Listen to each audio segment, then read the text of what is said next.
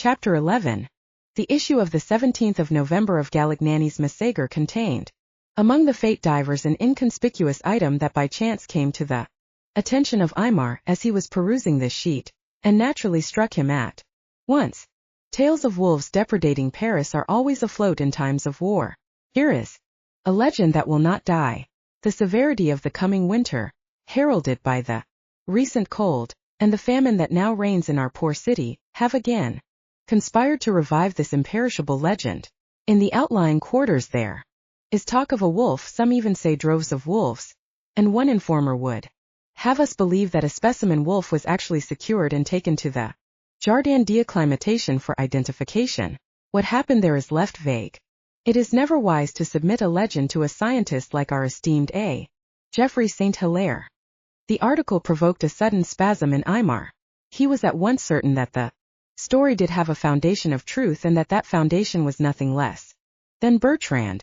Remote connection indeed, but in the frame of mind he was in, weeks in Paris, with no clue to Bertrand except a series of horrible crimes, which no one but himself ascribed to a wolfman monster, he was capable of seizing upon the slightest clue and finding everything in it, as a microscopist discovers whole populations in a drop of foul water. How should a wolf come into Paris? He asked himself, through the German lines. Ridiculous. Ergo that wolf was our Bertrand. He formed in Paris. Far jump, but no farther than Newton made from the falling apple to the eternally falling moon. Yes, here was a spore, definite and direct. Moreover, the slightest chance was worth investigation. He made up his mind. The famine in Paris, of which the newspaper article spoke, had at this period reached considerable proportions, if we may be allowed to speak of nothingness reaching magnitude. Although the question of feeding Paris had come up at once, upon the opening of hostilities, Paris being almost a frontier city and exposed to the advance of the enemy across a short distance of French territory, nothing much had been done until the night of August 4th to 5th, when the danger became acute. The government had just received a telegram announcing the defeat at Wissembourg. M. Henri Chevreau, who had lately replaced the famous and infamous Haussmann, beautifier of Paris, as prefect of the Seine, gathered together a committee of municipal councillors and functionaries and moved to gather into the city a sufficient supply of foodstuffs, meats, hay and grain for horses, salt, wine, etc. Although the legislative body was repeatedly assured that everything had been done to safeguard Paris from famine during a long siege, and although over 6 weeks elapsed before the city was completely invested, nevertheless a shortage of food and consequent rise in prices declared itself almost at once. Government rationing could not help. The poor took the matter philosophically and intelligently, as they always do. They noticed that every time after an announcement of peace negotiations, false though the announcement might be, food at once reappeared in quantities on the stalls and prices sank. Everyone who was in a position to do so was hoarding food, hoping for greater profits, but partly scared into releasing their hoards upon the prospect of the siege ending suddenly. There were indeed great quantities of food in Paris, but private profit was manipulating the market. The name of Geoffrey St. Hilaire also caught Aymar's attention. St. Hilaire, he said to himself, especially that combination, Geoffrey St. Hilaire. I wonder now, could that be the same fellow I used to know? So, his task was easier. Geoffrey St. Hilaire could not have forgotten him and would extend him every courtesy. It must be the same. The Geoffrey St. Hilaires were always connected with zoology. That very afternoon Aymar betook himself to the office of the director of the Jardin d'Acclimatation. The director was too busy, it seemed. Tell him, said Aymar, that I used to know him when he was never too busy. The clerk returned to the director's office. A moment later, Geoffrey St. Hilaire, grandson of the famous Geoffrey St. Hilaire, the news of whose discoveries had seemed to Goethe more important than the fate of kingdoms, appeared and said hurriedly, Monsieur, as though he wished to expedite matters and return to his work as quickly as possible. Then he hesitated. Tiens, c'est toi, Aymar. They embraced. Et alors? After a few phrases concerning their respective fates, Aymar wished to come to his point. I hear from the newspapers, he said, that a wolf was brought here. The director laughed nervously. A wolf? Oh yes. Ha ha. The newspapers of Course. Then he became quite serious. Are you interested in that wolf? Yes, deeply, Aymar exclaimed. Then struck at his own emotion, he sought to explain. That's precisely why I came. You see, I'll explain. No need, said the director quietly and seriously. My friend, I'm afraid. I see all too well. He hesitated while Aymar shivered. Let me see now, he continued. I'm very busy now, but your visit is most opportune. I'm invited to dinner along with Maubert. Did you know him? Maubert the big. Maubert? No? Well, anyway, he can't come, so you must go with me. Meet me here. In 2 hours. We'll be going to dinner together. Yes, you must meet me here. He concluded hastily. A bit nervously, Aymar thought. But the wolf? Yes, precisely. The wolf, he said mysteriously and slipped back into his office. Aymar, amazed, thrilled, vainly turning over 100 speculations in his mind, returned home to dress and then back to meet his old friend sharp 2 hours later. He knows all, was his thought, but when the director appeared, he certainly gave no sign of it. Geoffrey Saint-Hilaire took Aymar amicably under the arm and led him to the gate where a coach was waiting. They drove off at a good clip. Where to? Aymar asked. To Dr. Anatole de Grandmont. The wolf? Aymar asked. S.H., his friend replied. The trajectory was short.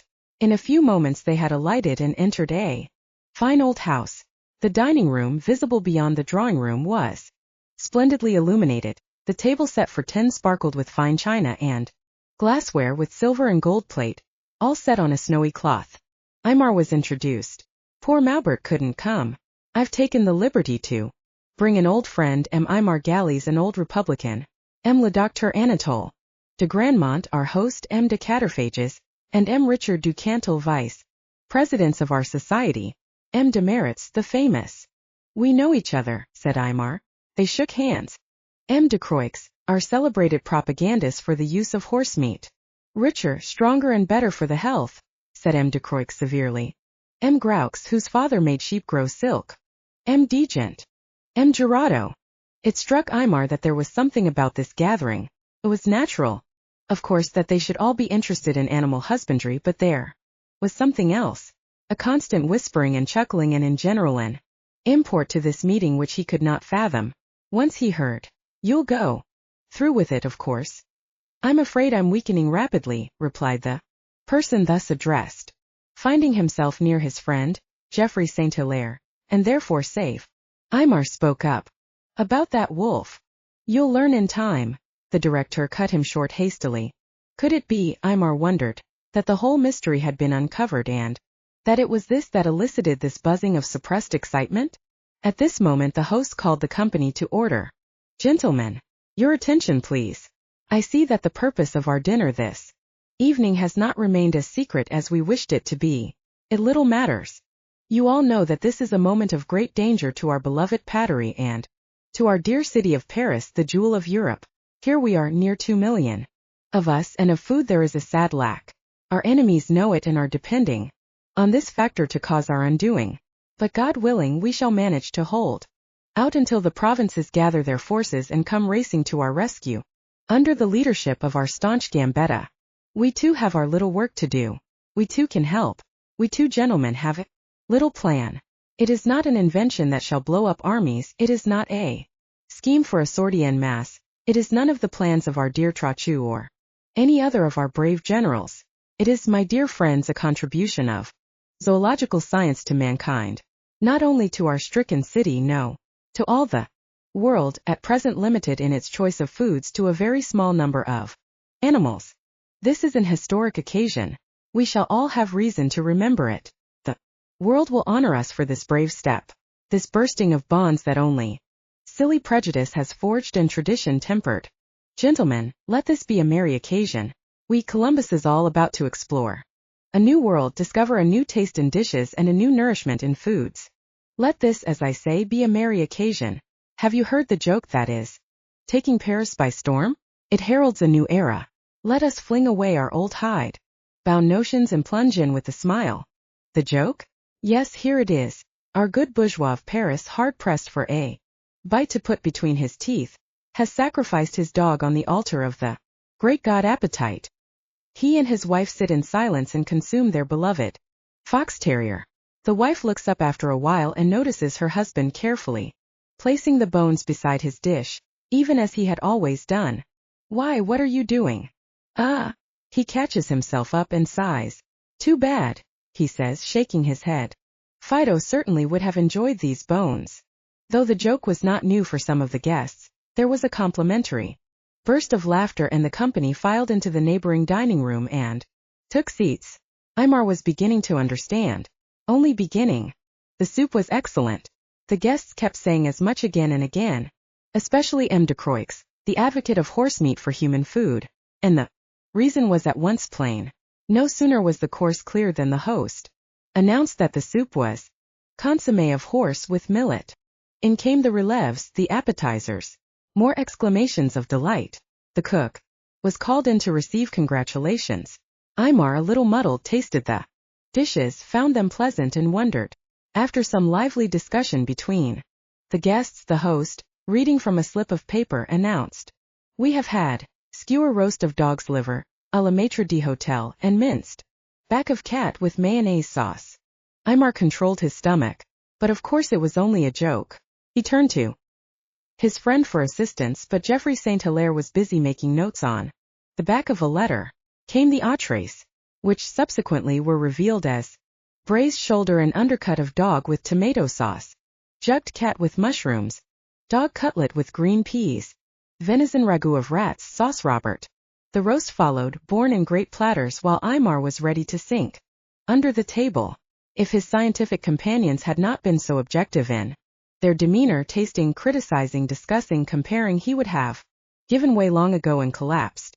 The roast was leg of dog in raccoon pepper sauce, salad, begonias with dressing and cold-boiled mice, side dish, plum pudding with rum and horse marrow. And still they came, dish after dish. Finally the repast was over. The wise ones had only tasted each food, lest they be gorged. When the company sat back with sated appetites, Geoffrey St. Hilaire was invited to read his report. The soup was excellent. Some found the millet a little hard, but none had anything but praise for the savor. Our repugnance for dog's liver, roasted on skewers, was quickly forgotten. When we had tasted this truly delicious preparation, lamb kidney was held to be its nearest equivalent, but below dog's liver in tenderness. Second helpings were frequent for the minced back of cat. This is white meat, vaguely recalling cold veal, but more pleasant. Recommended for invalids. Braised shoulder and undercut of dog were highly appreciated and judged to be not unlike the flesh of chamois. The jugged cat, though a little tough, was so flavorsome that had not the number of dishes been so large, many would have gladly called for more. Too much vinegar, I believe the other guests will bear me out in this, was used on the dog cutlets. This meat is rather stringy, but not bad. Not a single one of us had a word other than praise for the exquisite ragout of rats. It is only to be compared to the flesh of swallows. The leg of dog is extremely edible, though a bit coarse in texture. The best parts were those least well done, left bloody. Few cared for the raccoon, which was without flavor. The begonia salad was reminiscent of sorrel. I believe we have here an excellent corrective for a too exclusive salted meat diet. This should be investigated. Cold mice are deceptively like prawn meat. Some accused the cook of practicing a trick on us. The great success of the evening remains the ragout of rats. I cannot understand how the world has so long refused this delicious food. For one, am converted. Hereafter, famine or no famine, my menu shall be frequently adorned with rat meat, and my guests will learn to love it as I. Yes, I foresee a great new industry. For once the savage rats are exterminated by our epicures, rats will have to be bred in farms, and breeding will improve them, if indeed one can think of any improvement. From this room let the word go forth to the public. The rat is good food. Do not imagine that one must have many rats to make a meal. A rat skinned and boned leaves nearly 8 ounces of meat, of which 1 ounce is liver, very fat and succulent. 2 rats will take care of a modest family, and 1 trial will convince and convert. A single criticism and a single warning before I conclude.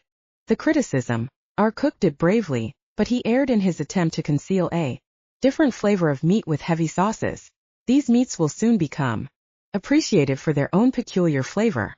The warning, which I shall have posted on the walls in our city, rat meat must be boiled before preparation to prevent trichinosis, which has occasionally been observed.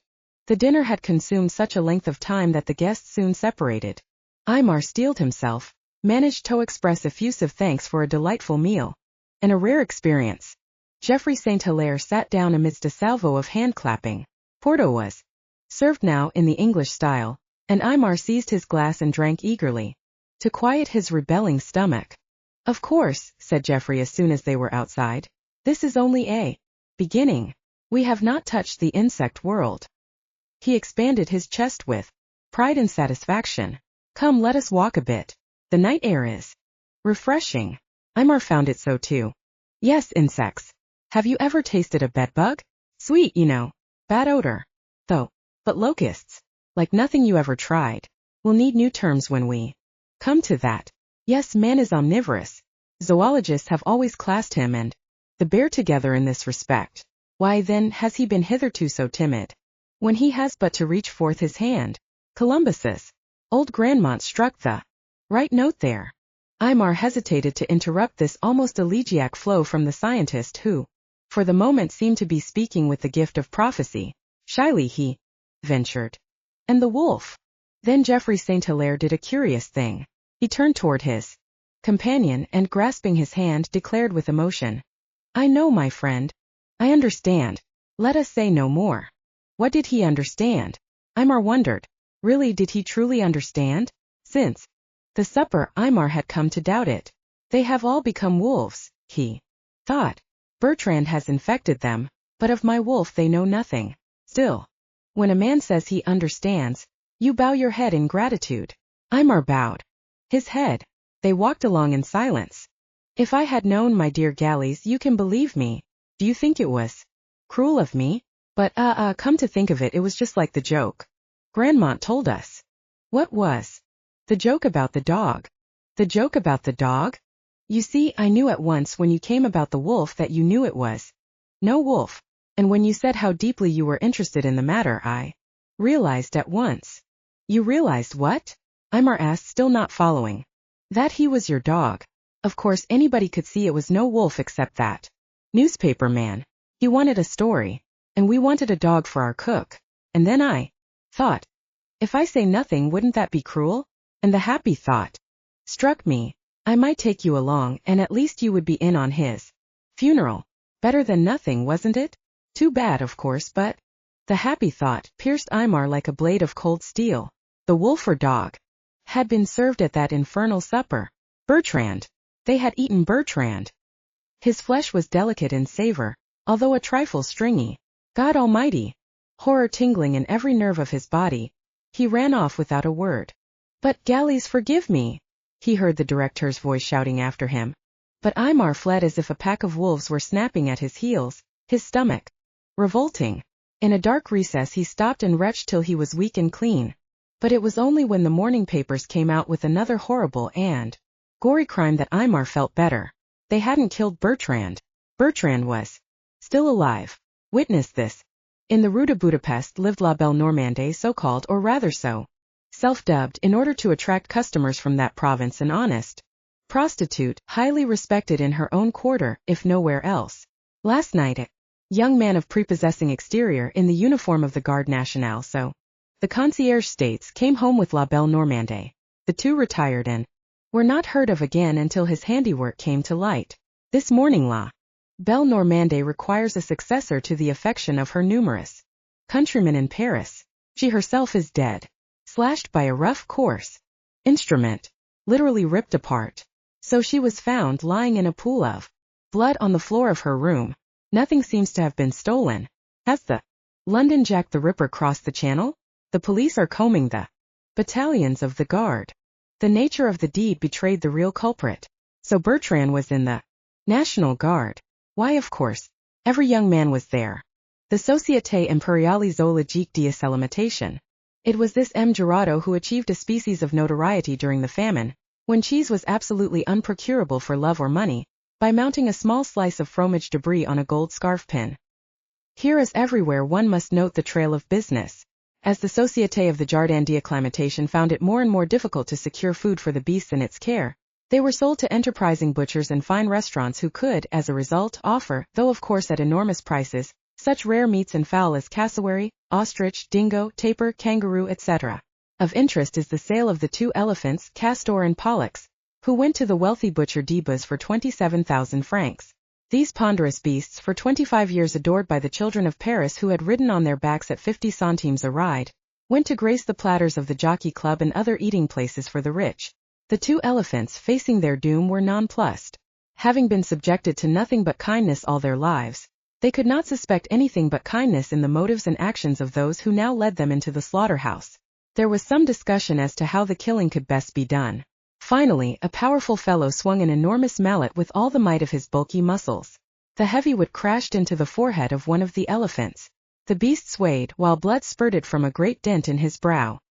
He looked puzzled for a moment, but only for a moment, and then he regained his lifelong assurance that only caresses and food emanated from the 2-legged animal.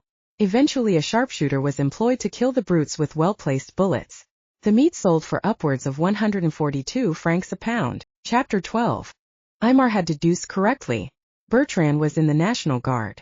Where else should a young man be, who was in Paris during the siege, but in the National Guard, where he was sure of his daily solde?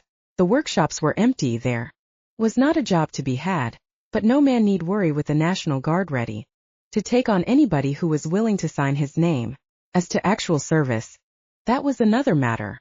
When it was decreed that the soldiers were to elect their own officers, discipline was done for, since the officers were for a large part more interested in pleasing their men and in conserving their offices than in planning an effective resistance against the Prussians. Bertrand, having soon exhausted his money in a round of debauches in search of a repetition of the pleasure he had had with Therese, was easily persuaded by a chance acquaintance to join the National Guard, which he did under a very slightly altered name, which explains why Aymar could not find him on the registers.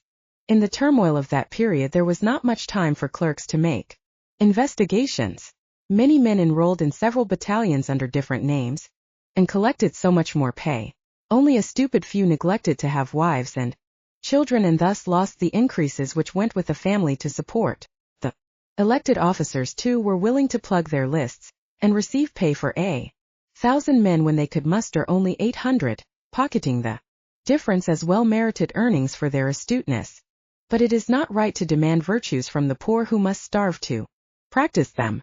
It would be better to ask what the rich of Paris were doing. No doubt about it, they were doing their share of patriotic work and being well rewarded for it, as the rich generally are. Bertrand in these days was hard-pressed to satisfy that hidden appetite, which he had only recently come to understand clearly, but now fully aware of. The reverse side of his nature, he regulated his life so as to satisfy this need without endangering his safety. He rented a cheap basement room far in the rear of a house. A window which he could leave open allowed him to escape and return unnoticed at night. During the day he locked the window carefully, going to the trouble of purchasing and affixing a new lock. He did the same for his door, and thus guarded himself from any possible intrusion by the concierge, a busybody who wanted to mother him, look after his room and mend his clothing. He knew when an attack was coming on. During the day he would have no appetite. It was particularly the thought of bread and butter that nauseated him. In the evening he would feel tense and both tired and sleepless. Then he would arrange his window and lock his door, and having taken his precautions, he would lie down. Frequently he would wake in the morning in bed with no recollection of what had happened at night, only a wretched stiffness in his neck, a lassitude in his limbs that could come from nothing but miles of running, scratches on his hands and feet, and an acrid taste in his mouth, argued that he had spent the night elsewhere. On one such occasion, however, full conviction awaited him when he rose. Under his bed he caught a flash of white. It was a human forearm, a man's. The fingers were clutched tightly into a fist. Hair, as if torn from a fur coat, protruded from the interstices between the fingers. He racked his brain. Where? Whom? Evidently a man with a fur coat. Vague pictures of himself leaping gleefully through snow and slush, with a wind laden with icy crystals sweeping through the deserted streets of night, moaning among the chimney tops. and catching the breath from one's lungs at turnings came back to him. But a man with a fur coat? He couldn't remember any man with a fur coat. He did, however, recall that as a concession to his nature he had followed a late funeral to the Cimetière Montparnasse. It was a dreary cold day, heavily clouded with the feel of snow in the air. The shivering mourners trudged behind and Bertrand marched with them. The relatives and friends did not bother about the young man in the uniform of the National Guard, who seemed to be mourning in his own quiet way. At such moments one respects the grief of others and is satisfied with any mental excuse. A café friend, one to whom the deceased did a kind turn once upon a time, and so forth. It even added a glamour to Bertrand, a glamour which was heightened by his shyness, by his rapid withdrawal when the ceremony was over. Only one old man had spoken to Bertrand. He did not interrogate Bertrand much. He seemed more anxious to do the talking himself. "Are you a friend of Madame or of Blaise?" was his only question, but this was but a precaution, for when Bertrand answered by chance, "Of Blaise," the man continued at once. "A scholar, if ever there was one, the kindest man you ever met. God only knows what ever led him to marry such a young girl, when he was nearly 50. And I warned him too. 'Blaise,' I said again and again, 'you're an old fool. A young and lively girl like that will kill an old fellow like you. She'll suck the lifeblood out of you. You won't be able to stand the pace.' But he was bent on it. She had him bewitched. Still, I never thought that the end was to come so soon. Barely 3 months of married life. And you know," the old man continued, sinking his voice to a confidential tone, "there is something about this that I don't like. 2 days ago he was in excellent health. I saw him myself and spoke to him too. The next day, dead, and the next buried. Why this unseemly haste? And as for the widow, she seems more concerned about striking an elegant pose of grief than genuinely indulging in her sorrow. Ah well, Blaise, my old friend, it will be a long time before I forget you." When Bertrand had recalled this conversation, all the other details of the night came back to him. The open pit, which because of the late burial had been left unfilled, the coffin, which now was covered with a thin layer of earth and snow, and then the horrible fight with a corpse recovering from a heavy drug. And then he understood something else. Not fur from a coat, but his own fur. Those grayish and brownish hairs were his own. Then it was not just an illusion that he changed. It was not a mere alteration of the desires of his muscles, but a real transformation. Could one believe that? How, with pause, could he have pried off a heavy coffin lid? This was a point on which he would have liked to assure himself, but a decision to take note of the matter on the next occasion was of little avail.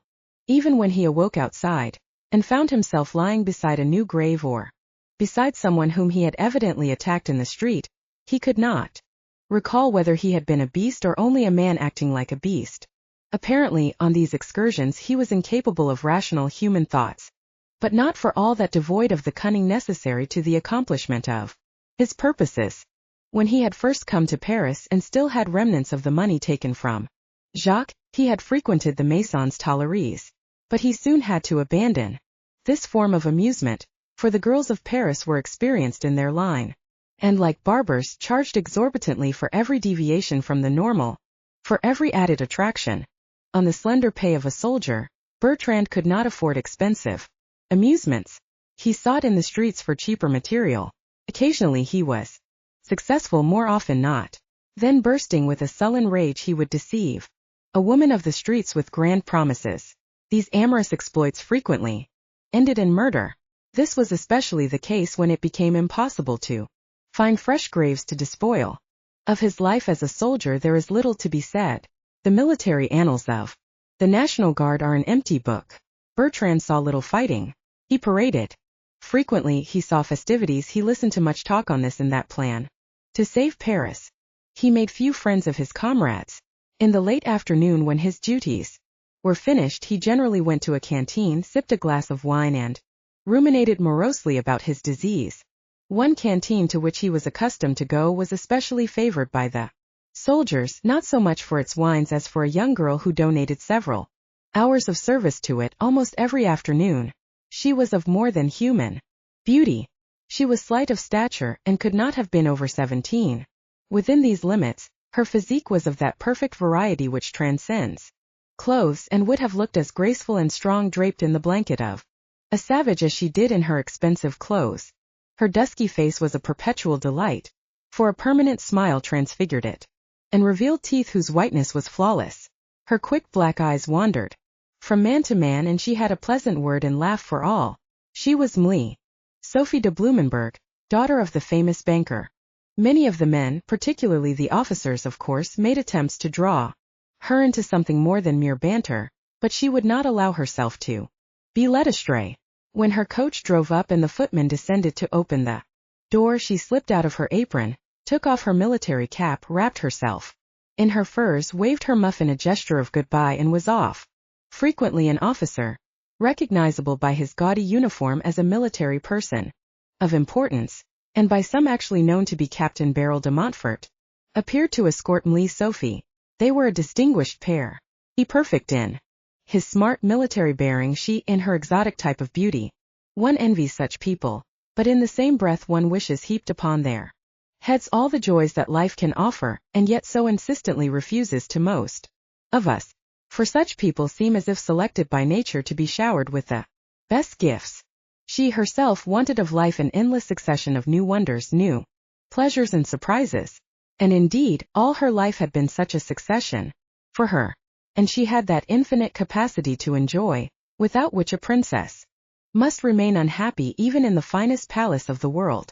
During their drives together, she took pleasure in teasing Beryl. She told him of how all the men adored her. She described some of them, insisted upon their handsome physique, declared they would outshine Beryl if they were permitted to wear his bright blue uniform with its gold braid adornments. Seeing that she was pleased if he appeared annoyed and jealous, he did his best to frown and find angry words to say to her. Madame Herzog, Sophie's aunt, Louise, who tried to be present as often as she could in order to chaperone, remained frozen and indignant during these playful quarrels, which she found in very poor taste indeed. She found, in fact, the whole canteen business highly disgraceful for a daughter of the aristocracy, and could not approve of a patriotism carried to such excess. Such patriotism, she correctly divined, was a mere excuse for looseness of conduct. But Baron de Blumenberg was incapable of refusing anything to his daughter, his only child. Furthermore, a display of patriotism was always a good business policy. He had been patriotic under the Empire and was patriotic again under the government of September 4th. He would even make a gesture of patriotism to the Commune. Good business demanded as much. He had contributed a large sum of money to the maintenance of the canteens, but the personal appearance of his daughter was an even more effective gesture. Besides, the daughters and wives of the best families of Paris were engaged either in canteen work or in nursing. At dinner, Aunt Louise never failed to bring up the question of Sophie, her neglected education, her work at the canteen, her freedom, one might almost say promiscuity. And later in the evening, when she prepared to return to her apartment, there was more quarreling because the family allowed Sophie to stay up so late. Beryl de Montfort took his leave and accompanied Madame Herzog. In the carriage, she confided to him, "You're too good for that crowd, even if you are Christian." He did not know whether to feel flattered or insulted. Ever since those artists have made bad morals fashionable, the world is fast degenerating. This war is only another proof of it. He murmured a polite agreement with her thesis. "I recall," she said, drawing in her chin with indignation, "when that fellow Courbet put his picture of a naked woman in the salon. I was there when the Empress turned her back on it in horror. Of course all Paris was congregated in front of that picture. Since then there's been no stopping the degringolade. Bad pictures, bad books, and the most shameless goings-on," he said, terrible, with the proper inflection. She looked at him severely. "I had good fun in my youth without being improper." It was on the tip of his tongue to ask her how. "I suppose your generation would find me very prim." He would have liked to say, "Sophie is perhaps more prim than you if you only knew her." When he had returned to his own apartment and removed his cape and sword, he sat down and thought of Sophie.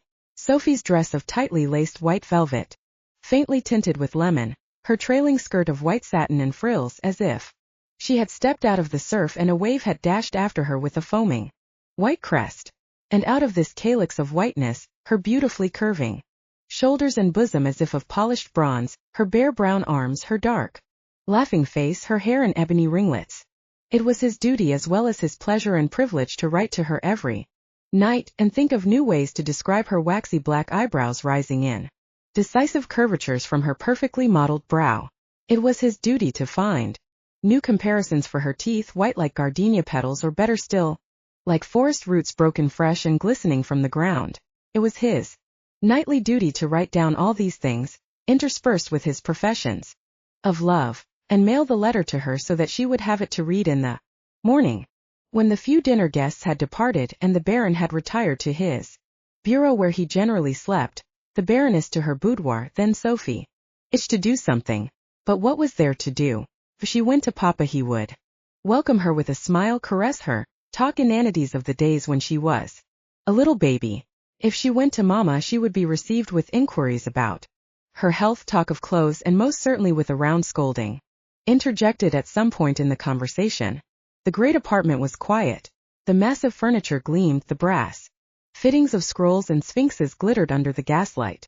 Somewhere behind a door, she knew, a sleepy servant was yawning and waiting for her to depart so that he could extinguish the lights. She picked up a few magazines from the drawing-room table, a few books from the library, and went off to her own room. She read until her eyes ached, and yet there was nothing to interest her.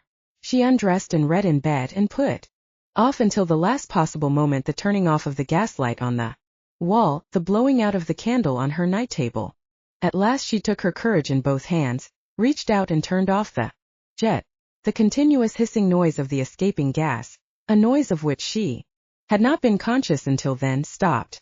The great porcelain soot catcher dropped its bursting whiteness and shrank into gray. The whole room was as if suddenly yanked out of the beautiful present and pulled back into the dark ages. The single candle cast yawning shadows. The corners of the room, swathed in darkness, retreated into a distant mysterious gloom. A little life still remained huddled about the candle. She blew that out. Darkness engulfed her. Even the Middle Ages vanished. She had retreated to the pitch black of prehistoric times. She cast herself back among her pillows and prayed that sleep would come soon. But her nerves were too taut. She had to listen to a dozen incomprehensible noises and trace each one to its source. She had to dissect a score of vague shadows, hulking, threatening shapes, and determine the reality of each. She suspected each new shadow that her peering eyes carved out of the general blackness, and was not content with the reassurance that she had been wrong 100 times before. She looked and looked until all the darkness of the room was alive with swirling shadowy figures, products of visual fatigue, and she told herself as much, but each new shape looked more real than the last. They were but waiting for her to close her eyes, to come plunging down on her. No, she would remain awake all night. She did not dare close her eyes in sleep. In the same manner in which darkness concluded the day, death concluded life. She exhausted herself in sterile attempts to pierce the mystery of the tomb. What was it like to be dead? It was like this: darkness, intense darkness, and shadows among shadows, and a vast fear. No, it wasn't like that at all. It was like complete nothingness, absolute blankness. But within this nothingness something more horrible than the mind can imagine. That was death, lying underground in a coffin. Her imagination had already put her there 1,000 times. In Père Lachaise, in the Jewish portion of the cemetery, not far from the entrance, next to the mournful monument of Rachel, the tragedienne, there were the plots belonging to the Blumenbergs and the Herzogs. She recalled the day Uncle Moise, the husband of Aunt Louise Herzog, had died. The cortege had gone through the Rue du Repos, the street of rest. Strange name, fascinating and revolting at the same time. She would lie there. Mother and father would lie there. Perhaps she would lie there first. She could hear in her ears her father and mother crying. She could hear her mother saying, "So young, and just married." And her husband, Beryl, was there. She could hear him swearing vengeance. When she had reached that thought, she decided that all her imaginings were really silly. Why should he be swearing vengeance, and against whom? But her heart still bled from her gruesome thoughts. Of course it was all too silly. How could she be married to Beryl and be buried in the old family plot? She would be buried with him, of course. Wives did. Somehow that was reassuring. To be buried with Beryl. Besides, it showed that there was no truth in her imagination. No prophetic power. That picture of Beryl swearing vengeance in the cimetière Israelite of Père Lachaise couldn't ever be true. Then she thought. But Beryl's parents, who lived in the country and were known to be but slightly pleased at their son's affair, might not let her, Jewess, be buried in a Christian cemetery? And the whole story took on once again its threatening aspect and descended on her chest like a heavy stone. In the morning there was not a shred left of her dreams.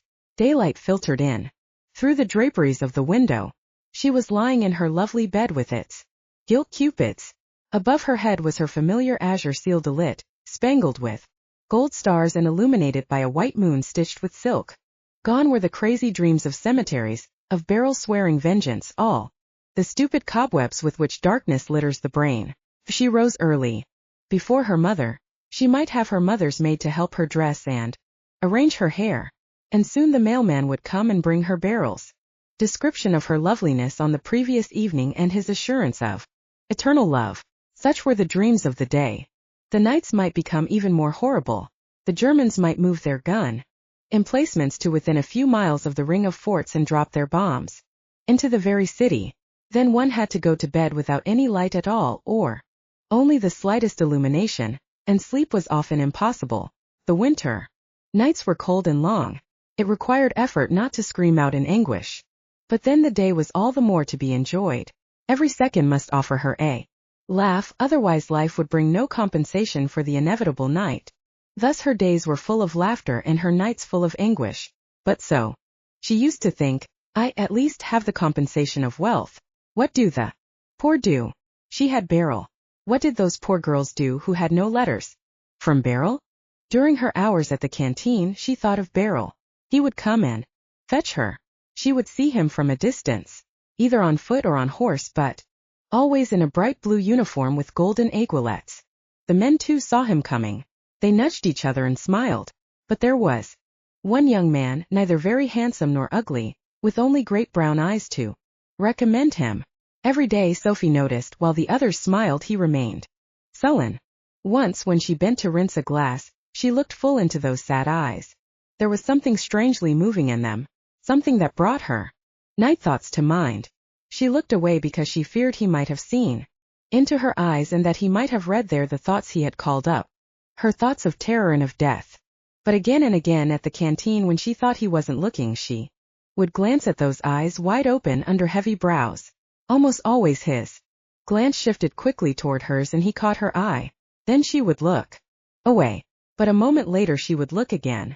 There was something compelling in his eyes, something of that strange compulsion of an abyss, that invitation of the void of great heights. Come, cast yourself down. Just let yourself go. How do you know it isn't sweeter than anything you have ever imagined or experienced in life?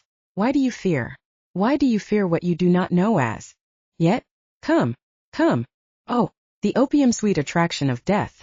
She knew that attraction. How many times had she not revolved such thoughts in her mind at night, when she had extinguished the gas and blown out the candle?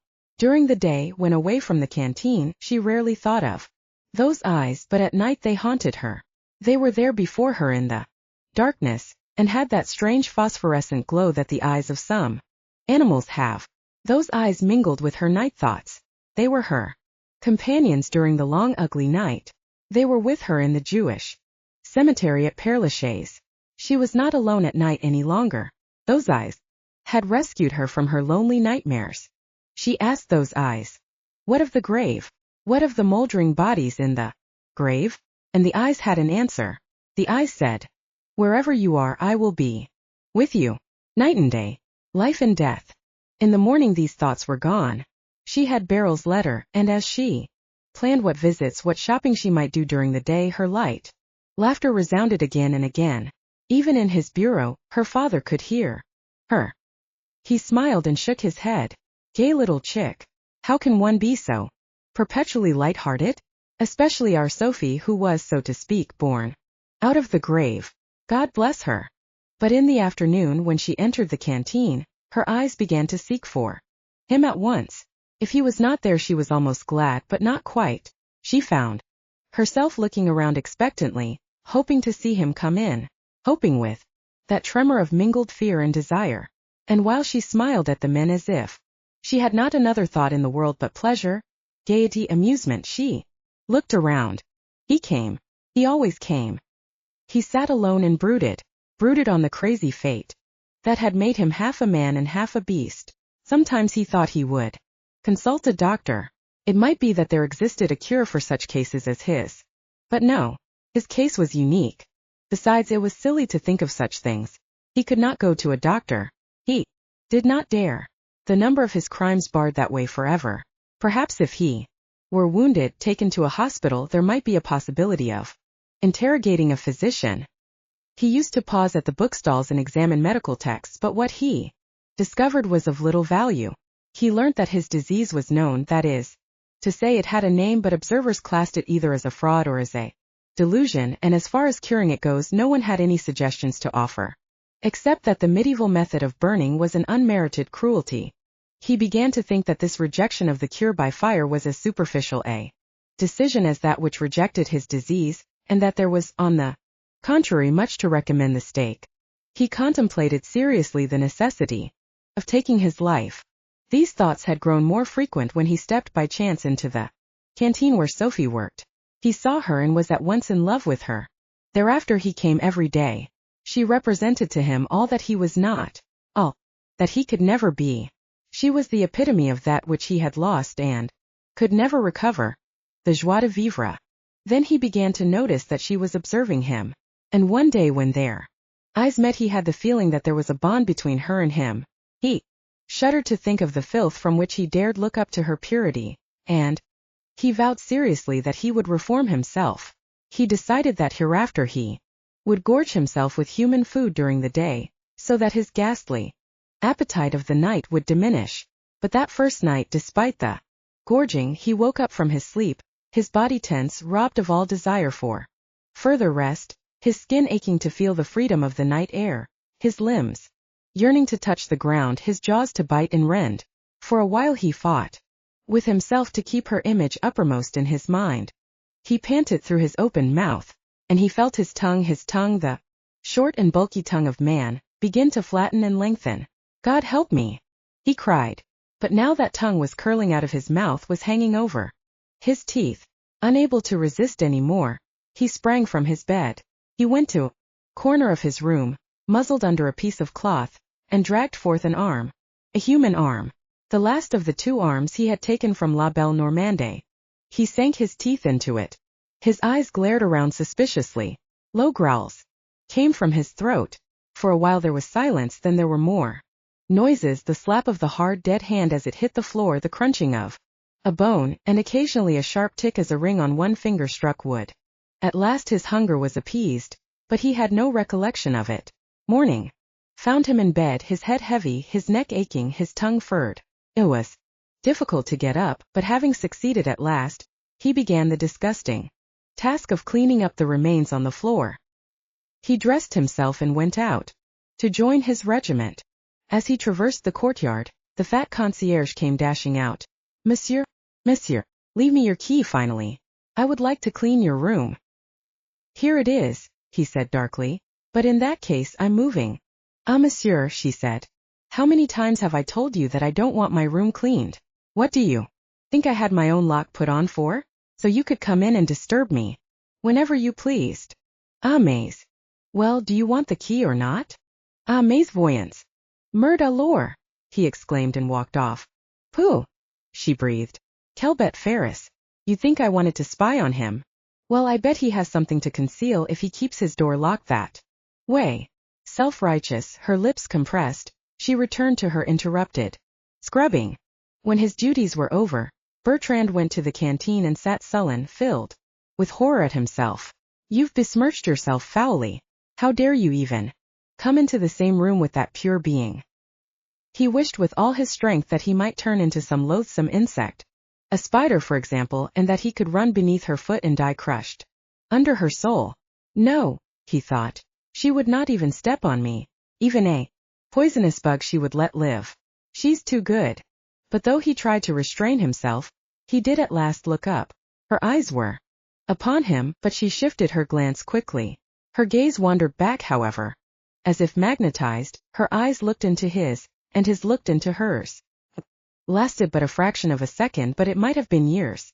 That evening he made a deep vow, and when he reached his room he wrapped all the flesh and bones he had, and adding a stone for weight made a tight package which he contrived unnoticed to sink into the Seine. No more of that, he said. No more. Never. I swear it by your eyes. He was in love. He was in love. As he wandered home a woman accosted him, but he shook his head violently. Ugly creature, he said to himself. He was through with that sort. He had suddenly become very prim. He went home and slept soundly. In the morning he woke up from a dreamless sleep. I'm cured! He wanted to shout to the sunlight that in the early morning found its way into his room. I'm cured! She has cured me. With her help it needed only a good effort. In the afternoon at the canteen he was moved to rush up and thank her, but he did not dare. However, he found a piece of paper and wrote, You have rescued me from my nightmares. You are an angel. But for 2 days he carried the scrap of paper around and did not dare give it to her. Finally, one afternoon, when he saw her coach driving up in the possibility about to be lost for another day, he walked rapidly past the counter and pushed the paper across to her. She snatched it and hid it away in her sleeve, as if she had been expecting a message from him, as if she had been secreting billets due from him all her life. Before she rode off with Beryl she had a chance to glance at the note. You have rescued me from my nightmares. The effect on her was electrical. How did he know? How did he know about her dreams? She was not in the mood for Beryl's gaiety, but she dissembled.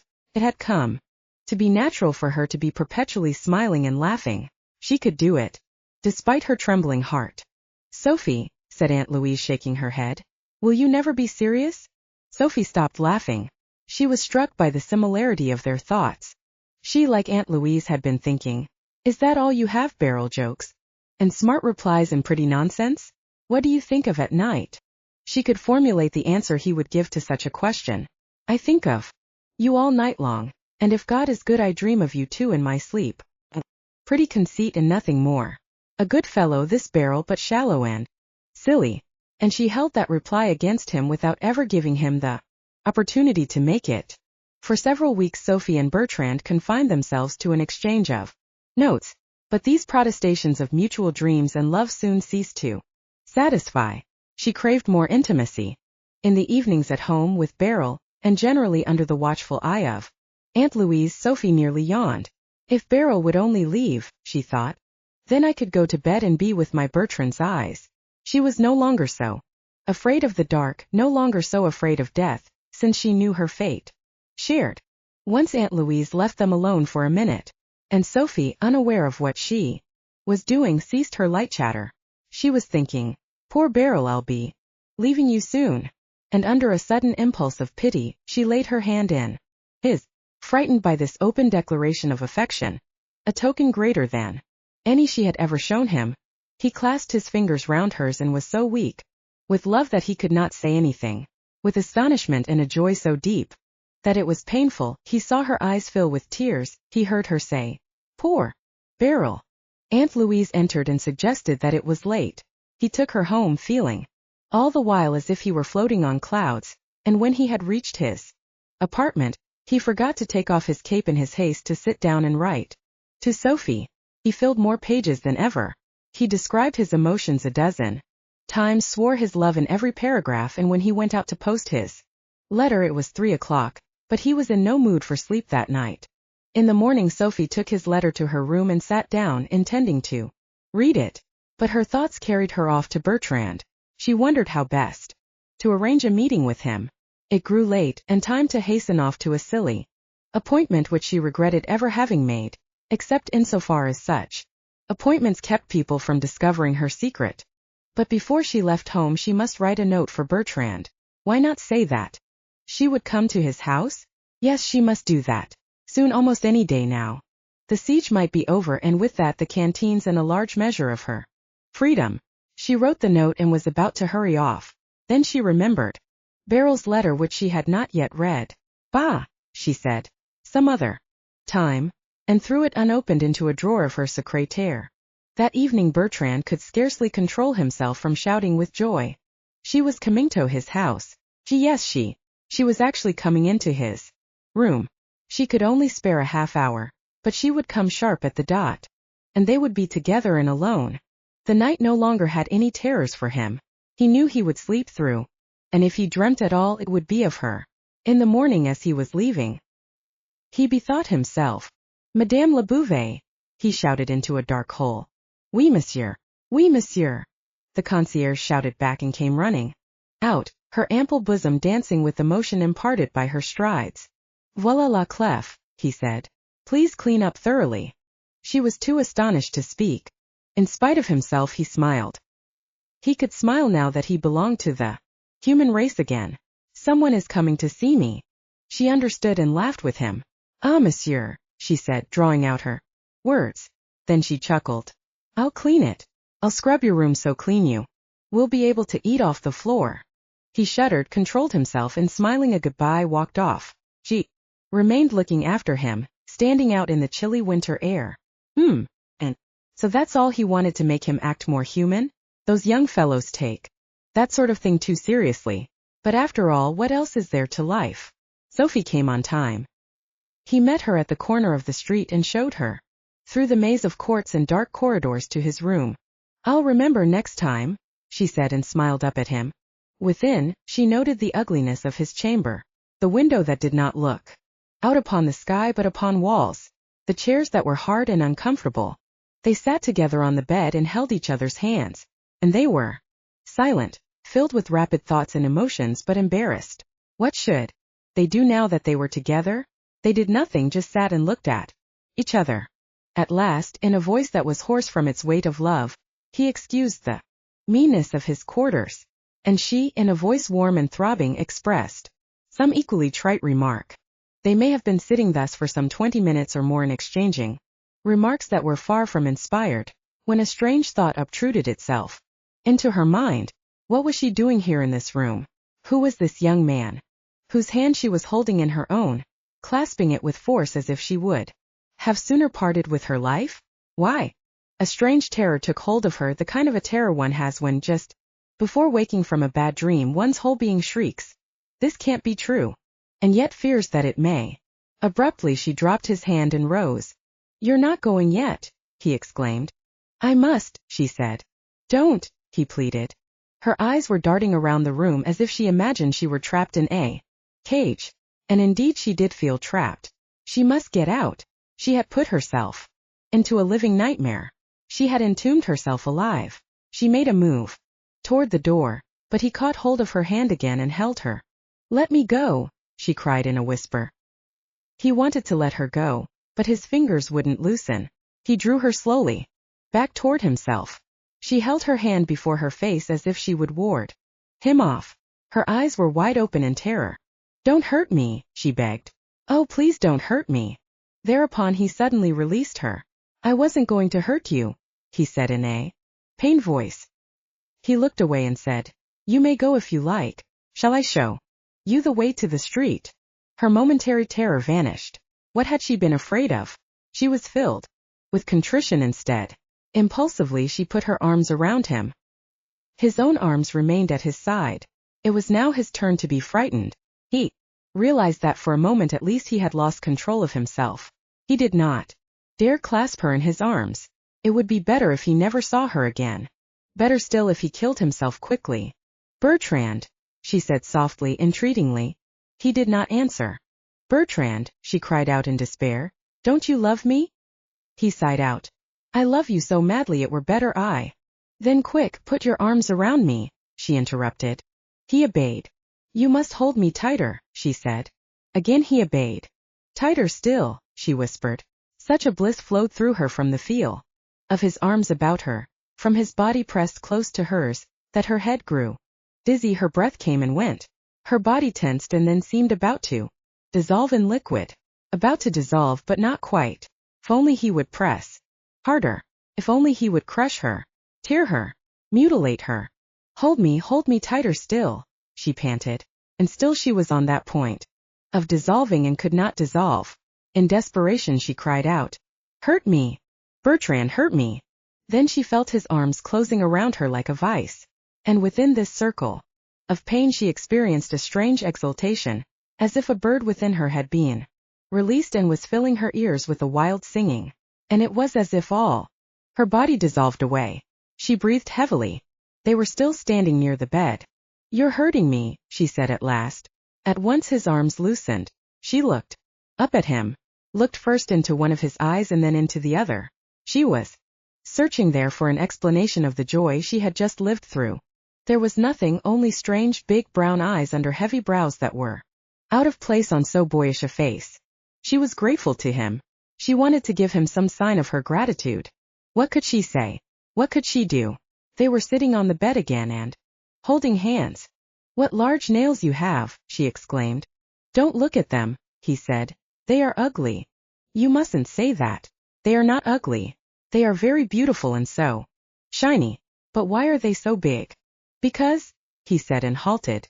"Because it's a disease." "A disease?" "Yes." "What kind of a disease?" He was on the verge of casting himself at her feet and telling her all, but he restrained himself and sought for a way to turn the conversation. "It's called onychographosis," he said. "Onycho what?" she asked. "Onychographosis," he repeated. Her laughter tinkled through the room. "You must write it down for me." "Let us look at your nails instead," he suggested. "Like polished jewels." He put them to his mouth and kissed them. He felt tempted to nip her fingertips with his teeth, and he did so, but ever so gently. And yet he had hurt her. She had wanted to exclaim and draw her fingers away. But she didn't. Was not this the way she could show her gratitude? She insisted. "Bite them if you want to." And as he hesitated she asked, "Do you want to?" He felt as he had once when as a little boy he had confessed to his mother of a pain in his groin and she had wanted to see. He conquered his shame and answered, "Yes, I do." But with that his desire had expired. "Some other time," he said. "Next time," she corrected. "Tomorrow." She rose. "Oh, how late. I shan't be able to go to the canteen." The short winter afternoon had faded into a gray cold twilight. They hurried out into the street to find a cab for her. Beryl was waiting at her home. Aunt Louise was there too and maintained the silence of intense indignation. Her mother began to scold at once. Beryl, however, was so relieved from his worry that he could only say, "Thank God. You're safe. Thank God." "Where were you?" her mother asked. "You have made everyone miserable. The whole house is upset on account of you." "Just strolling around," she said carelessly and went off to her room. After dinner she sat alone with Beryl. "I was so worried," he confessed. "I thought a German bomb had hit you and I determined to wreak a bloody vengeance on those Huns." She smiled. Good Beryl. And for the second time in their long courtship, she laid her hand on his. Deeply moved, he clasped it and spoke in a trembling, earnest voice. "Darling, what did you think of my letter? Did you think I was bold?"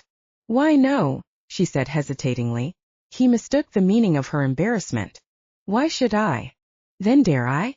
Dare I?" he cried. "Why, Beryl," she exclaimed. "Will you please? I mean, may I kiss you?" She smiled again. She felt so immensely superior to him. "Of course you may," she said gently.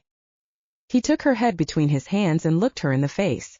"My dearest Sophie," he said in a choking voice. She was interested to know what could happen. He laid the mildest kiss ever on those sweet lips whose virginal purity he feared to soil. Nothing had happened. No bird sang a deafening song in her ears. Her body did not grow tense nor threaten to dissolve. Nothing. His kiss was reminiscent of the milk diluted with sweet warm water which her nurse used to give her to drink at night. He went home and wrote her the most impassioned letter he had ever penned. He poured out his whole heart into it. He asked her pardon 1,000 times, confessed to a dozen schoolboy peccadillos which made his lips unfit to touch her pure mouth. Could she ever forgive him for having concealed his miserable past from her?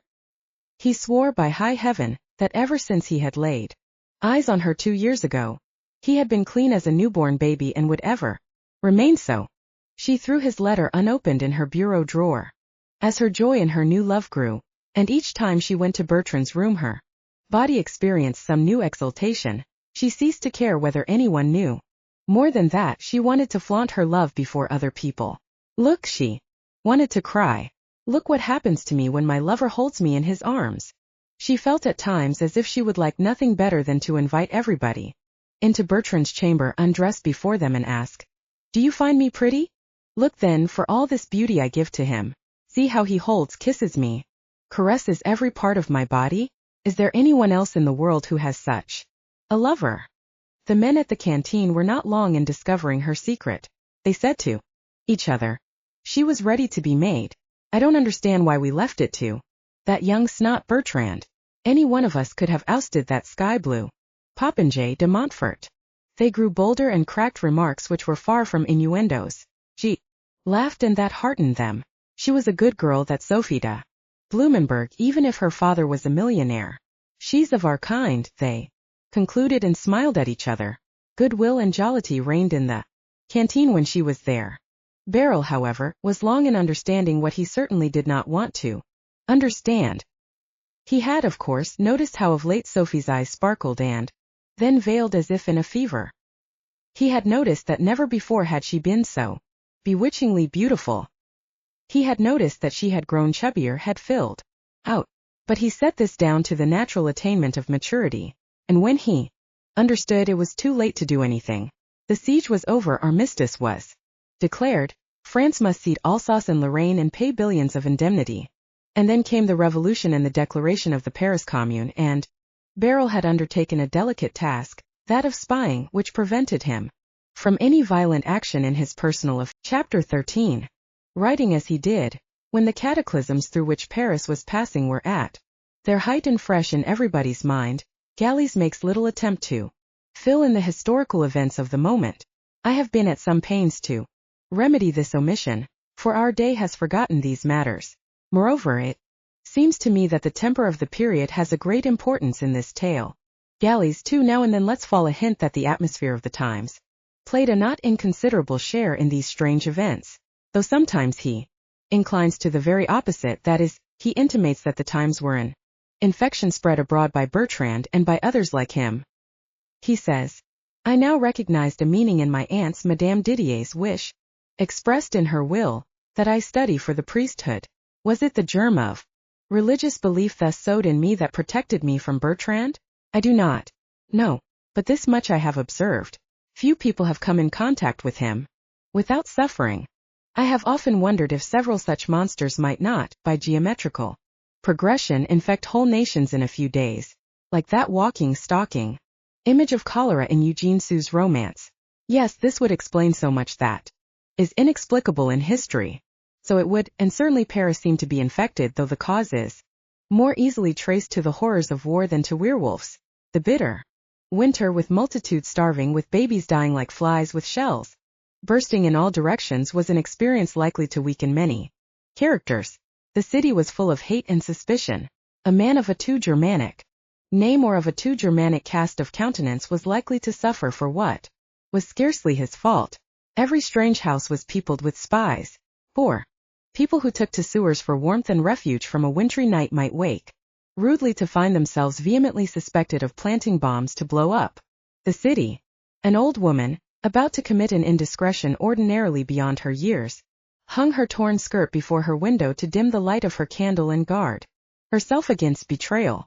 But the strange configuration of light, as seen from the outside, collected a crowd on the street, who saw in this mixture of dots and dashes where the light came through the torn garment a secret code signal to admit the Prussians to Paris. Instead of keeping her shame a secret, the poor woman found her room invaded, and her sin the latest joke of the street. One dark night during the bombing, a distant light in the east, evidently a signal lamp hung on some tall structure, caused a mob to chase clear across Paris. In vain an amateur astronomer attempted to convince them that they were chasing a planet of the solar system, only distantly interested in mundane matters through the bond of gravity. Once, upon the report of a patriotic amateur spy, a squad proceeded to the apartment house at No. 3 Place du Théâtre Français, armed with warrants of search and arrest. This was a serious business. It was said that at certain Times a black and white flag was to be seen hanging from the 4th floor. The squad returned rather shamefaced. The black and white flag was really blue and white and hung from the window of the consulate of Honduras. But if sometimes these suspicions ended in laughter, more often they terminated in corpses. Still, all things must have an end. Louis Adolphe Thiers became chief executive. The armistice was signed, the peace treaty was ratified, and the Germans made their brief triumphal march through Paris. The long siege was at last over. The heart of Paris bounded. Profiteers who had too long held on to their stocks of food were caught now by the raising of the siege, and hastily threw their produce on the market, flooding the stalls. Prices tumbled. There was a hint of spring in the air. Life was a delight. But the pall of hate and suspicion would not lift. Mobs smashed the shops and cafes that had remained open to trade with the Germans. There was talk that the government had betrayed the city. The National Guardsmen, nearly 400,000 strong, complained that treachery had prevented them from being properly employed, and they did not want to be demobilized. Demobilization meant starvation. But the new government evinced itself as stupidly reactionary. The moratorium on debts which had saved the poor during the war was to be lifted. For now that the national enemy no longer threatened, it was time to put the poor back in the harness, and the momentary spell of making them think that French economic slavery was to be preferred to German economic slavery was no longer to be continued. However, the popular notion that the Thiers politicians had betrayed their country to Prussia was erroneous. It was decidedly not true. A real politician, and these were real politicians, never betrays his country to an outsider. He betrays it to himself. He is the enemy within. Bismarck had proposito disarm the National Guard by offering a loaf of bread for every rifle. His offer was refused by Favre, who later regretted it. For the National Guard refused to disband, refused to begin again the weary business of looking for work at reduced pay, long hours, and no future. They demonstrated before the Hôtel de Ville. They threw up barricades. They shot a couple of generals. The Thiers government fled to Versailles, gathered its forces, and returned to give the city its second siege. Paris had the Commune. It wasn't what the people were after. But the people are always like that. Like a righteous man raising his axe to scotch a snake and gashing his shin. Instead, that is a picture to be found on almost every page of history. The Russians have made a national holiday of March 18th, when the Commune was formed. But they are worshipping a legend, though it is true that the Commune was a mistake from which a new generation of revolutionaries was to learn a lot. The Commune was a proletarian government, yes, but so is a hobo camp. The Commune was never anything but the gnashing of teeth of men annoyed at their impotence and failure. Among these men were many lovers of mankind, many old workers in the field, men who had spent much of their lives in prison for their political opinions, men who went here to their martyrdom, but there were also many incompetents, opportunists, personally ambitious, and more traitors than most governments have had to wrestle with. Aymar, like most old Republicans, particularly those who had taken part in the Revolution of 1848, was offered a post in the Commune government. He declined several and finally accepted a minor post involving few duties and no pay. Under Courbet, the painter, who had been appointed director of fine arts by the Republic, and continued as such under the Commune, Aymar was glad to renew an acquaintance which went back to the days of Balzac in the brasserie of the Rue Hautefeuille. A fissure, however, had split him apart from most of his old associates. He did not see eye to eye with them on the question of religion as formerly. He was as anxious as ever to divorce the priesthood from politics, education, and industry, but he could no longer find in the phrase "religion is just a superstition" the forceful argument he had once thought it. But on this matter, he kept his mouth shut. It was not a safe thing to speak, as Aymar had more than one opportunity to discover. For example, during the Paipus affair, Aymar accompanied Courbet one day shortly after the insurrection to the magnificent hotel which the Baron de Blumenberg inhabited at the Place Saint-Georges. They found the palace almost emptied of its famous collection of objets d'art. Courbet's fame rather than his frankly boorish demeanor entitled him to be received by the Baron himself, who apologized for the appearance of the house. They were leaving for a summer vacation in the country, he said. The stocky, jovial genius took his pipe from his mouth and guffawed. A lot of People were finding it convenient to take their summer vacations early, he remarked. As yet the way out of Paris was free and many, aware of what was coming, were taking refuge before the storm burst. Courbet's visit was one connected with his position as president of the Society of Artists and as director of arts. He was concerned with the safety, from the fury of the mob, of the artwork in the house of Adolphe Thiers nearby, and that in the houses of other famous collectors. In the back of his mind was the thought that all collections of art should pass into the safekeeping of the state. In particular, he wished to enrich the collection in the Louvre. It was upon this occasion that Aymar Galliez was introduced to and first saw a certain Sophie de Blumenberg, a ravishing beauty of about 17. In his script, Aymar Galliez recalls this visit only briefly in connection with its subsequent importance. It would therefore be well for the reader to linger here a moment in the company of the author, and take a closer look at the Blumenberg menage. The Baron de Blumenberg was one of the most prominent citizens of Paris. His patronage of art, his charity, his lavish hospitality concealed with a pretty varnish the nefarious manner by which he had accumulated his millions. His generous right hand was extended in such a friendly gesture to the people of Paris, rich and poor alike, that the actions of his left hand went unnoticed. True, the pamphleteers had found him out. He was the target for their naive but biting wit. They exaggerated his paunch, which infuriated him. It is said that Courbet allowed himself to be bribed to treat that paunch leniently in a portrait he was commissioned to make. The Baron was greatly pleased to see high-priced artists depict him more as he wished he looked. He was that childish in his emotions, but in concocting a wily business scheme, in putting through a contract in which one harmless-looking clause buried deep in the writ meant $1 million to his privy purse. For that there was no better brain in Paris. The September Revolution and the fall of the Empire had not disturbed his position. With a graceful flourish he turned Republican, a matter of no greater difficulty than stepping from one cow pasture into another. He was still Baron de Blumenberg. He still had his money and his power. Even the Commune did not disturb him seriously. Knowing the bad finances of the Revolutionary Party, he, like Baron Rothschild, quickly donated $1 million in cash, and in exchange did much as he pleased. The Commune rarely had the courage of its opinion. In fact, the opinions of the Commune were still in dispute the day it perished. On the day of Courbet's visit, the Baron was putting himself into safety. There was great commotion in the house.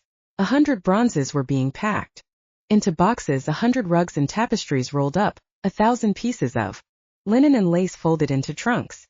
An endless stream of muffled vases, paintings, chairs, etc. issued from the portals below and found a place in huge vans. The driver's whip cracked and the objets d'art rushed off for their vacation. Madame de Blumenberg raced from room to room, gathered up her precious bibelots, superintended the shipping of her furs, her fans, her ostrich plumes. She carried under her arm a precious handbag bulging with jewels. She was a tiny, bird-like woman, trim and quick, with brilliant bird-like eyes and sudden, bird-like motions.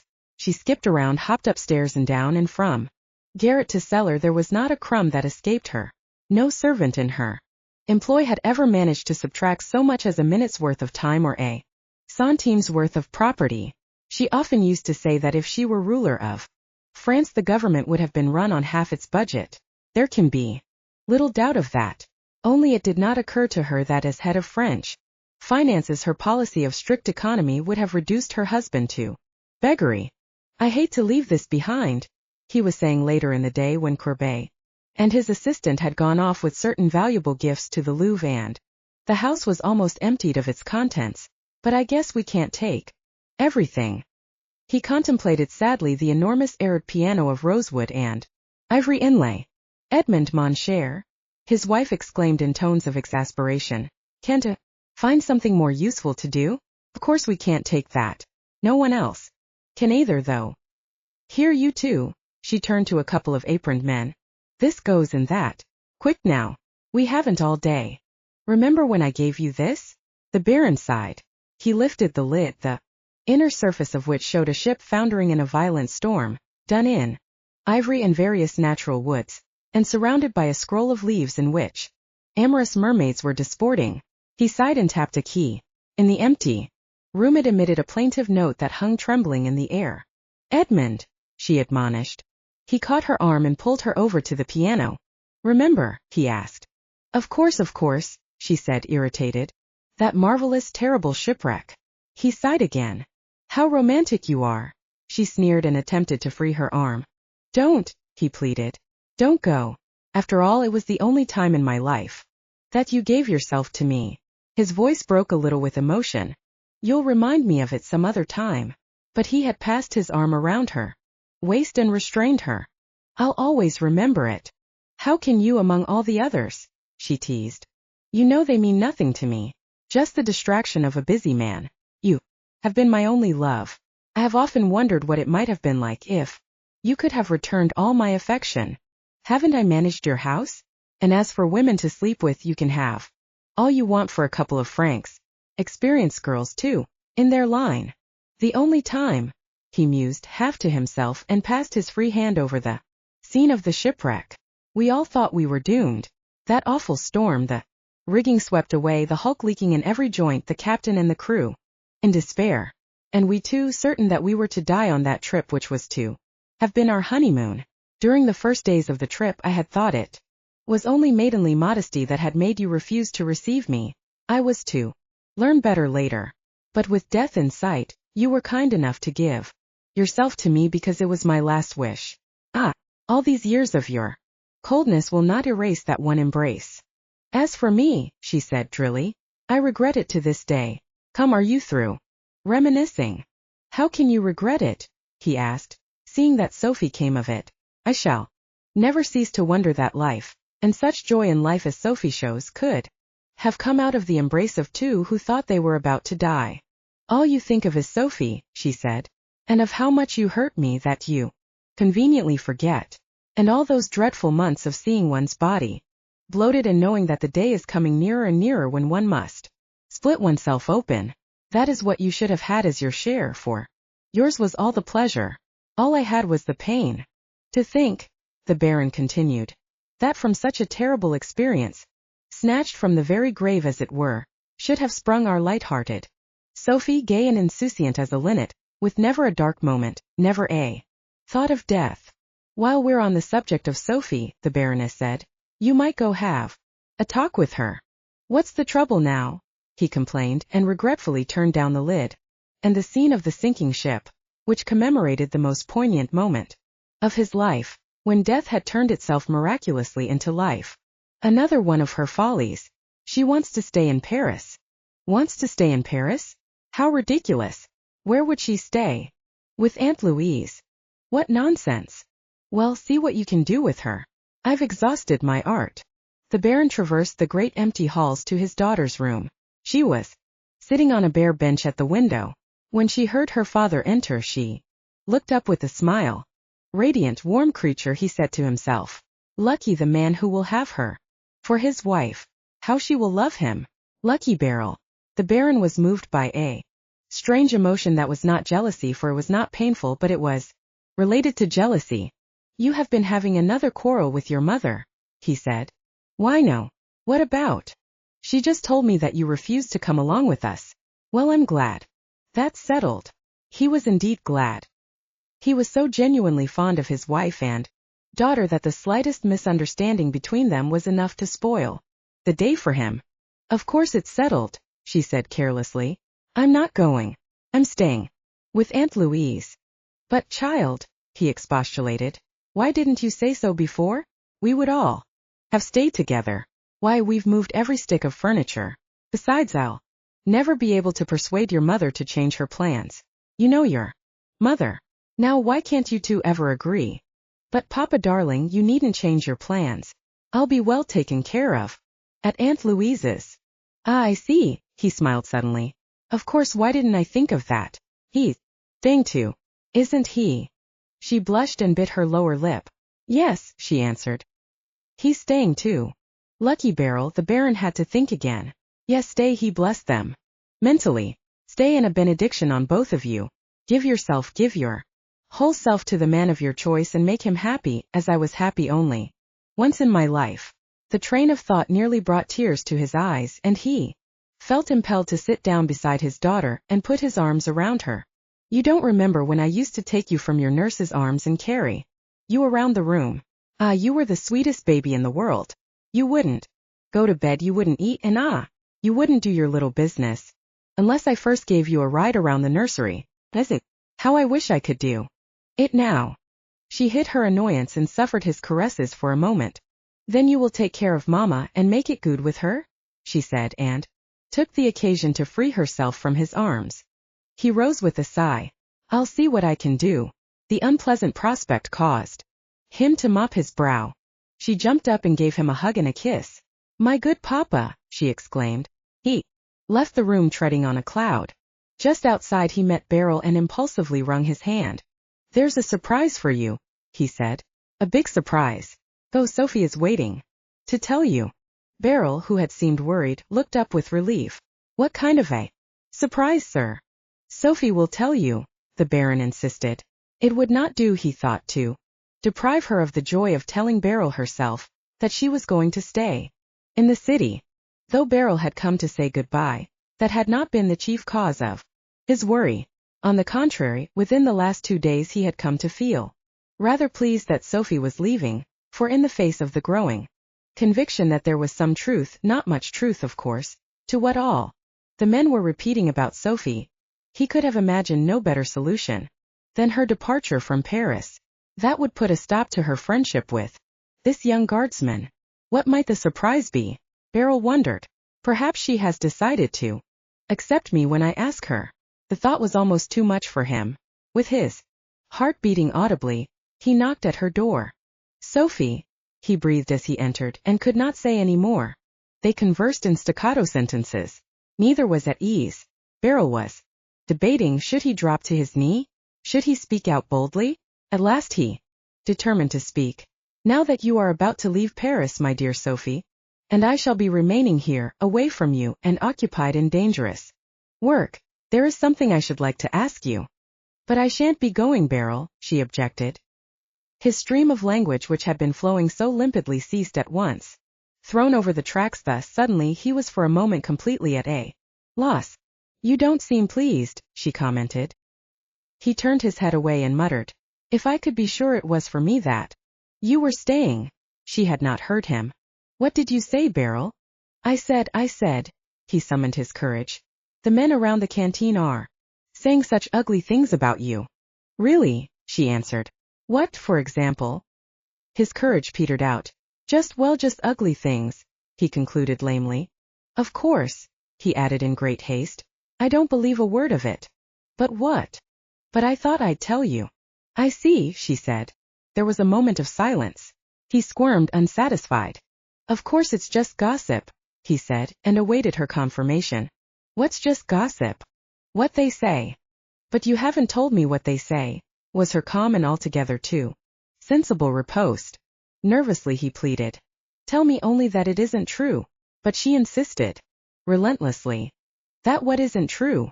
Spurred on by some malicious spirit, she wanted him to bring the words to his lips. She craved the strange joy of hearing her love for Bertrand issue from his mouth. She would have that pleasure, at least, granting the impossibility of flaunting more intimate proof of her love before him. She had experienced a great many new sensations in these last weeks, and still she wanted more. Now that she had broken into a new world, she was insatiable for ever new joys. A great wave of pain passed through him. So it's true, he murmured. But how can it be true? He was a man who has run to the harbor and found the ship he was to take already far out to sea, and who now stands on the shore saying, over and over again, as if a lie well rubbed in could act as a balm to the hurt of truth. It can't be true. No, it can't possibly be true. And then anger rose in him. I know what I'll do, he declared. I'll kill him. I'll find out where he lives and kill him. Inspired by her cruelty, she encouraged. Find us some time when we're both together, and you can pierce us both with one thrust. Not you, he stuttered, all undone. But I'll kill him. That comes to the same thing, she said. For we two are only one, and if he dies, so do I. Very well, he said. Then you can die too, for I'll get him. So that's how much you love me, she sneered. That's how much your letters were worth? After all the times you swore undying love for me, and to think that I was taken in by those cheap promises. She turned her head away as if in disgust. He was thunderstruck. The boldness of her argument quite took his breath away. Her defection was pushed into the background. The question now was, had he lied in his letters or had he told the truth? Which?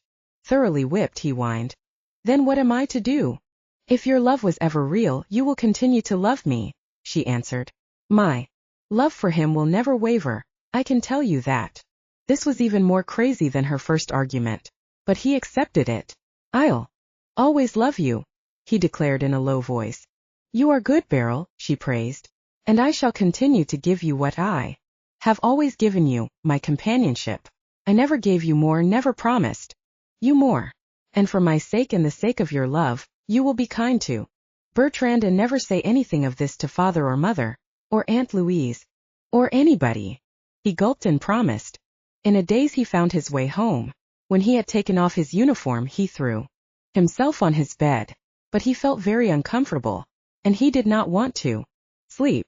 What was it he wanted? Something was missing in the room. He looked around, his thoughts in strange confusion. Then he knew. His letter. He must write Sophie a letter. And he sat down and wrote of his love and her beauty, and his pain and anguish and his eternal fidelity. And early in the morning when he had posted his letter, he felt more his usual self.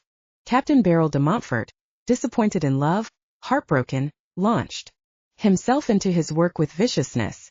The task of spying for the Versailles government was a delicate one. He found in its intricacies the necessary antidote to his misery.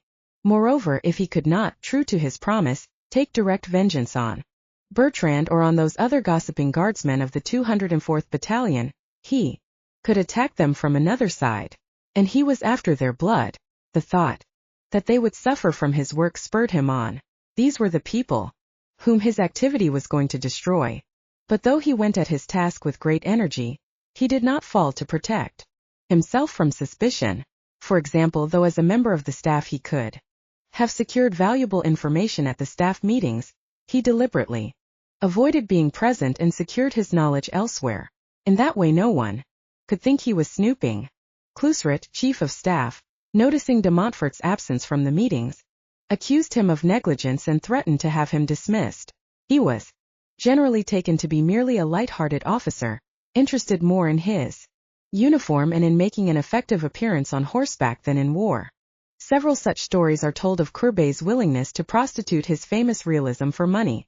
For example, that a famous Mussulman employed him to do a woman realistically depicted in the act of love. In this painting, said to be still extant, all unimportant details such as head, limbs, hips, breasts, etc., were omitted as having no bearing on the central theme.